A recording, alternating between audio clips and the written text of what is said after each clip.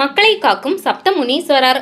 உலகை காக்கும் பொருட்டு உலகில் நீதி, வளம், மழை, தொழில் செழிக்கவும் தீய சக்திகளை அழிக்கவும் வீரபத்திரரின் அவதாரமாக சிவபெருமான் தன்னிலிருந்து சப்த முனிகளை தோற்றுவித்து அவர்களுக்கு ஒவ்வொருவருக்கும் தனித்தனி கட்டளைகளை அருளி மக்களை காக்க படைத்ததாக புராணங்களில் குறிப்பிடப்பட்டுள்ளது. சிவமுனி சிவபெருமானின் முகத்திலிருந்து தோன்றியதால் சிவாம்சம் பொருந்திய தெய்வமாக சிவமுனி திகழ்கிறார். இவர் அபயமூர்த்தியாக வேண்டுதலை நிறைவேற்றி தருகிறார். மகாமுனி அளவில்லாத தெய்வ சக்தியை கொண்டிருப்பதால் தீயவற்றை அழித்து காக்கும் மகா சக்தியாக, தொழில் வளம் பெருக்கும் சக்தியாக மகாமுனி விளங்குகிறார்.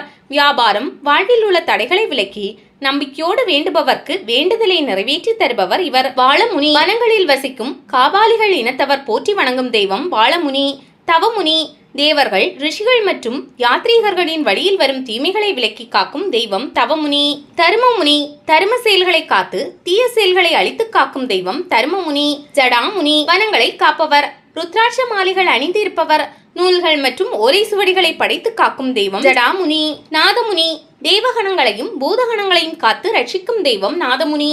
சப்தமுனிகளில் இப்போது தமிழகத்தில் பெரும்பாலான இடங்களில் சிவமுனியும் மகாமுனியும் பல பெயர்களில் எல்லை காவல் தெய்வங்களாகவும் ஊர் தெய்வங்களாகவும் வழிபடப்படுகின்றனர்.